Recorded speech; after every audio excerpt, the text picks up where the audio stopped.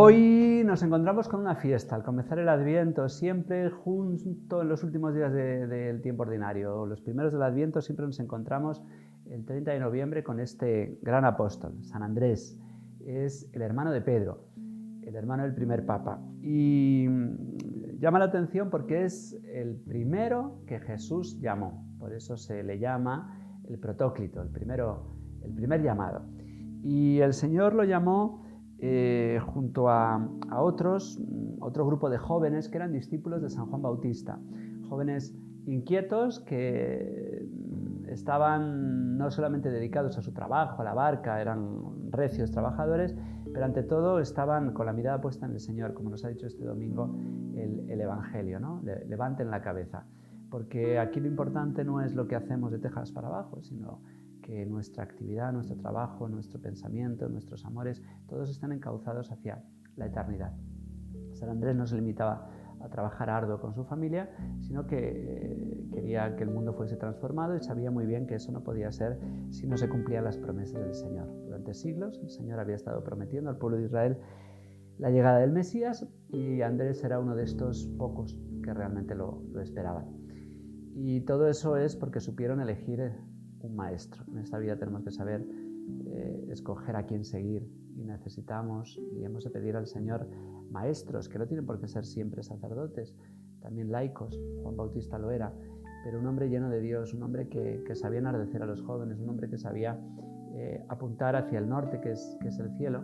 Y Juan Bautista supo rodearse de un buen grupo de jóvenes, entre los que destaca San Andrés. Por eso lo primero que destacamos hoy es la importancia de saber elegir buenos maestros y de tener buenos amigos, porque necesitamos relaciones verticales, padres, maestros, profesores a los que mirar, de los que aprender, pero también necesitamos relaciones horizontales. Y una de las elecciones básicas en esta vida es saber elegir amigos que nos lleven al Señor, amigos que no nos alejen del verdadero norte y de la verdadera vida. Y San Andrés estaba rodeado de estos buenos amigos. Es amigo de Santiago, es amigo de Juan. Y Andrés, junto con Juan, pues un día, estando con Juan Bautista, le señaló al maestro: este es el Cordero de Dios que quita el pecado del mundo. Y lo siguieron. Y aquella experiencia tan fantástica de conocer al Señor les marcó la vida y no se la guardaron para ellos, sino que supieron transmitirla. Y empezaron a transmitirla en la familia, porque es nuestro primer campo de apostolado. Andrés y Juan fueron a sus respectivos hermanos. Juan comunicó lo que había recibido a Santiago y Andrés a su hermano Simón, Pedro.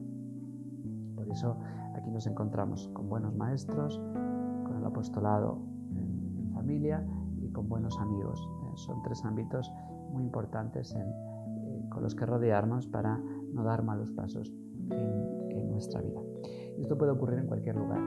Puede estar en un lugar especial, en una capital, en cualquier sitio, en cualquier rincón del mundo. Estamos en Betsaida, un pueblo sin apenas importancia, un pueblo pesquero, un pueblo donde, como en todas partes, se puede florecer, porque eso es una de las claves de nuestra vida. Florecer donde hemos sido sembrados.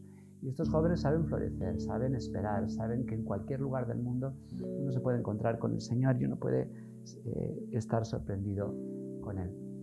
Andrés, como digo, es un llamado y es muy importante saber que el Señor nos busca, que el Señor nos llama, que el Señor viene a nosotros. La llamada de Andrés, como la de los demás apóstoles, es en varias etapas. Es decir, Jesús no llama directamente a un seguimiento para siempre, sino que va llamando poco a poco y además no todo el mundo nos llama igual y del mismo modo. En primer lugar, esta reseña que he hecho, que está en el capítulo 1 de San Juan, es una llamada simplemente a pasar la tarde con él.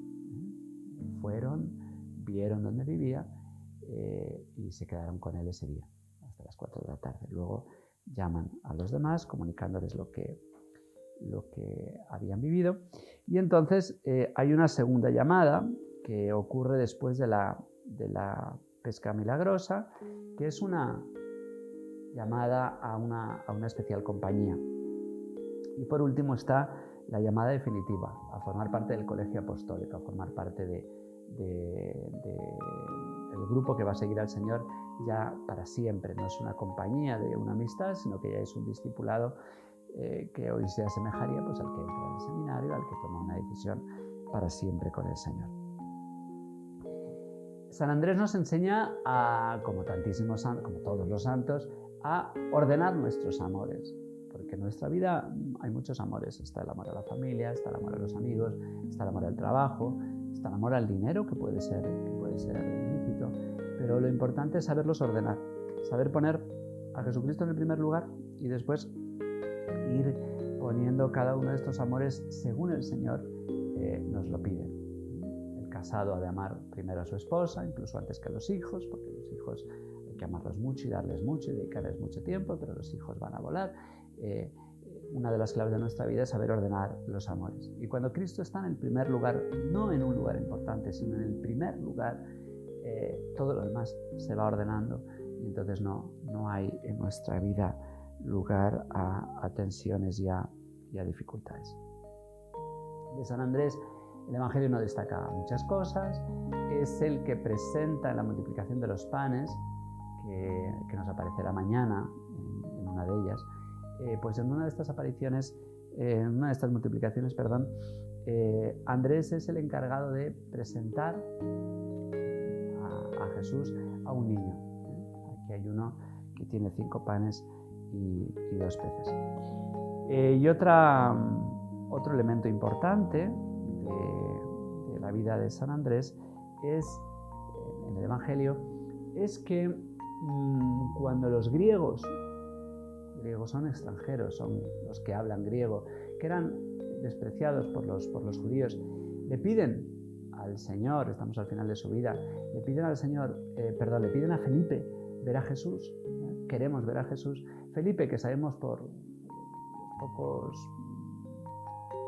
las pocas cosas que nos cuenta el Evangelio de él, le piden ver a Jesús. Felipe es dubitativo y entonces va Andrés. Andrés tiene un nombre griego. Es curioso porque su hermano Simón tiene un nombre judío. Entonces, bueno, debe ser una familia que tiene pues esa influencia cultural, tanto judía como griega. Y Andrés se ha transformado, y por eso destaco esto, en, como por decirlo así, la cabeza de la iglesia griega. Nosotros tendemos a ignorar, a no conocer muy bien, porque nosotros somos la iglesia de rito latino. Nosotros somos católicos y todos los católicos tienen la mirada siempre puesta en Roma, en el Papa. Pero no todos los católicos, aunque todos tenemos la mirada puesta en Roma y en el Papa, no todos somos de rito latino. Hay otros ritos que llamamos iglesias orientales, que hablan otros idiomas, sirio y griego sobre todo. Y estas son las iglesias que llamamos orientales, pero luego además de estos que son católicos, que miran al Papa, pero no son de rito latino, aunque sean minoritarias, son muy importantes, hay toda una iglesia, y llamamos iglesia en el sentido total de la palabra, porque algunos por equivocación llaman iglesias a las sectas que tenemos por aquí, que propiamente no son iglesias, ni son cristianos muchos de ellos, porque no creen en la Trinidad, no creen en la divinidad de Jesucristo. Pero existe la iglesia que llamamos ortodoxa, y es verdadera iglesia, aunque no son católicos. ¿Por qué los llamamos iglesia? Porque creen lo mismo que nosotros, tienen los mismos elementos. El credo que nosotros rezamos, ellos también lo rezan completamente. Incluso algunas discusiones que ha habido históricamente hemos conseguido ponernos de acuerdo. Nos distinguimos en una cosa que tiene su importancia, y es que ellos no consideran que el Papa sea infalible o que el Papa tenga más primacía que una primacía, por decirlo así, simbólica, histórica. Estos son los que llamamos la Iglesia Ortodoxa. El Papa Juan Pablo II, que era polaco y por lo tanto de un país con mucha influencia eslava y oriental, llegó a decir que la Iglesia debía volver a respirar con sus 2 pulmones, el pulmón, por decirlo así, latino, y el pulmón griego, el pulmón oriental. Pues bien, San Andrés siempre ha sido tenido por los orientales como su cabeza. Y esto es muy bonito, porque Pedro ha sido puesto por el Señor como cabeza de la Iglesia Universal, y San Andrés, por lo tanto, también está, en ese sentido, bajo Pedro. Pero hay una relación muy bonita, muy especial entre el Papa, el obispo de Roma, y el obispo de Constantinopla. Por raíces históricas, pues por desgracia, hace ya mucho tiempo pues, ha habido una escisión en la Iglesia, que ya digo, una Iglesia oriental que sigue creyendo las mismas cosas que nosotros, el mismo credo, pero no tienen esta sumisión a Pedro, este reconocimiento de la primacía jurisdiccional de Pedro. Y por eso rezamos mucho por la unidad, sobre todo con la Iglesia ortodoxa. Bien, pues ha habido muchos acercamientos a los que creemos que nos van a ayudar mucho San Andrés y San Pedro. Estos dos hermanos que estamos llamados a volver a unir en sus respectivos descendientes. Porque San Andrés, cuando los griegos van a Felipe y le dicen queremos ver a Jesús, y entonces Felipe tímido va a Andrés y le dice ¿quieren ver a Jesús? Y entonces es San Andrés el que los acerca, por eso los griegos le tienen como un aprecio especial. Y entonces el Señor da una respuesta extraña. Si el grano de trigo no cae en tierra y muere, el grano de trigo tiene que caer en tierra y dar mucho fruto, porque si no queda infecundo. Y bueno, pues este fruto es la venida a la Iglesia, a Cristo, de los paganos, de los griegos. Y todo esto nosotros hoy lo vemos como un simbolismo de la unión a través de la Iglesia oriental y de la Iglesia occidental. Eusebio de Cesarea ubica a San Andrés predicando en la actual Rumanía, en Ucrania y en Rusia, que son países que tienen esta tradición oriental. Muchos de ellos católicos de rito oriental, pero la mayoría no son católicos, son ortodoxos. Y tienen, como digo, a San Andrés como su cabeza. San Andrés, dice la tradición, que fue martirizado en Grecia, en Patras. Igual que su hermano Pedro, dice la tradición, Pedro no se sentía digno de morir como su maestro y pidió que lo crucificaran al revés.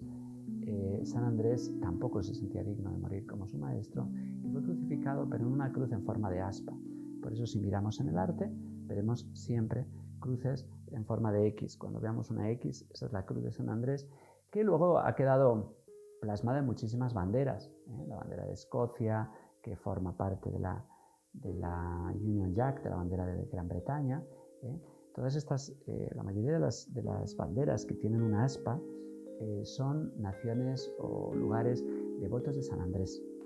Y España también lo ha sido, porque España heredó la cruz de Borgoña de Felipe el Hermoso, que tomó Carlos V. Y esa fue la bandera durante mucho tiempo de España y por lo tanto de América. Esa bandera blanca con una aspa roja, la cruz de Borgoña, no es ni más ni menos que la cruz de San Andrés, para que vean qué influencia ha tenido tradicionalmente nuestro buen San Andrés. Pues hoy de un modo especial nos ofrecemos a San Andrés, nos encomendamos a él, pidiéndoles también de la Iglesia y pidiéndole el amor apasionado que él también tuvo. San Andrés fue enterrado, como digo, en Patras, pero cuando los musulmanes, los turcos, invadieron Grecia, los restos de San Andrés, el último obispo bizantino, o sea, oriental, pidió a Roma que cuidase, huyendo de los turcos, que cuidase los restos. Especialmente se veneraba en Roma una de las 4 grandes reliquias que sostienen la gran cúpula de San Pedro. Si ustedes algún día tienen la dicha de ir a San Pedro, lo pueden visitar, incluso por internet se puede ver. La cúpula está sentada en 4 grandes reliquias. Una es la lanza de Longinos, otro es el velo de la Verónica, otro es un lignum crucis, un trozo de la cruz de Santa Elena. Por eso vemos a esos 4 santos que hacen alrededor del altar del Papa, 4 santos, Santa Elena, Longinos, que no está propiamente canonizado, Longinos de la lanza, la Verónica y San Andrés, porque ahí estaba el cráneo de San Andrés muy cerca de los restos de San Pedro que están en el centro. Pues bien, Pablo VI tuvo un gesto muy bonito y es el de devolver, una vez que ya no está Grecia en manos de los musulmanes, devolvió el tesoro de San Andrés a este obispo como un signo de de amistad y de cercanía y de cariño hacia la Iglesia oriental, hacia la Iglesia griega. Pues bien, vamos a despedirnos pensando en la cruz de San Andrés. Estamos en Adviento. San Andrés parece que no pega aquí en el Adviento porque ¿qué hacemos hablando de cruz? ¿Qué hacemos hablando de pasión?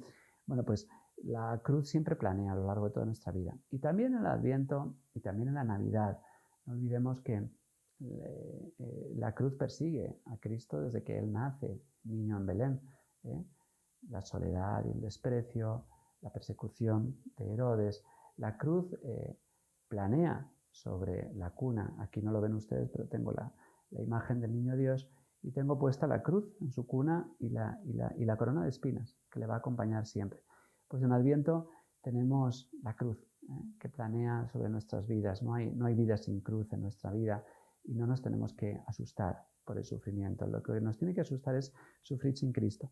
Por eso me quiero despedir con esta oración atribuida a San Andrés. Hay una oración del siglo VI que se llama La Pasión de Andrés y que pone en labios de San Andrés estas palabras sobre la cruz, que en el Adviento, que es tiempo de mortificación, que es tiempo de renuncia, pero de renuncia gozosa en la espera del Señor, alaba, es un canto a la cruz, como si San Andrés en el último momento de su vida supiera abrazar esta cruz en forma de aspa, que es la que le caracteriza y con la que le simbolizamos. Dice así: Salve, oh cruz, inaugurada por medio del cuerpo de Cristo, que te has convertido en adorno de sus miembros como si fueran perlas preciosas. Antes de que el Señor subiera a ti, provocabas un miedo terreno. Ahora, en cambio, dotada de amor celestial, te has convertido en un don. La cruz convertida en un don. Los creyentes saben cuánta alegría posees. La cruz vivida con Cristo es fuente de dolor, de lágrimas, pero es fuente de alegría, claro que sí. ¿Cuántos regalos tienes preparados? ¿Cuántos de nosotros podemos decir hoy nos hizo bien el sufrir y nos damos cuenta de que la cruz nos obliga a levantar la cabeza, como nos dijo el Evangelio del domingo pasado? Cuando vean todas estas cosas ocurrir, ese mismo domingo tuvimos por la mañana un temblor que sonaba a providencial cuando el Evangelio nos anunciaba temblores en los astros y en la tierra y nos acordábamos muchos de que el Señor decía cuando ocurran estas cosas levanten la cabeza, se acerca la liberación. Los sufrimientos, los temblores de nuestra vida nos ayudan a mirar a lo alto. ¿Cuántas personas salieron de sus casas rezando? Ten piedad. Pues claro que sí, la cruz, los sufrimientos, los temores, la precariedad de nuestra vida, nuestra miseria, nuestra pobreza, nos ayuda y nos enseña a mirar a la cruz. Por eso la cruz para nosotros es aliada, por eso la bendición tiene forma de cruz. En este caso la cruz de San Andrés, que es la cruz de Cristo. ¿Cuánta alegría posees? ¿Cuántos regalos tienes preparados? Por tanto, seguro y lleno de alegría, vengo a ti, oh cruz, para que también tú me recibas, exultante, como discípulo de quien fue colgado de ti. Oh cruz bienaventurada, que recibiste la majestad y la belleza de los miembros del Señor. Tómame, llévame lejos de los hombres y entrégame a mi Maestro, para que a través de ti me reciba quien por medio de ti me redimió. Salve, oh cruz, sí, verdaderamente, salve. Que el apóstol San Andrés nos enseña a no tener miedo a la cruz, a no tener miedo a sufrir, a decir como San Pablo, me estuvo bien el sufrir. Que nos enseñe como todos los apóstoles mártires, hoy lo celebramos de rojo, nos enseñe a no enfrentarnos con la cruz, sino abrazarnos a ella. La espina, cuando le damos con fuerza, le damos coces, se nos clava. La espina, cuando se besa, no duele. Pues sepamos besar la cruz y las espinas de nuestra vida. Que el Señor nos siga ayudando en este comienzo del Adviento a vivir como el Señor quiere. Hasta mañana, si Dios quiere.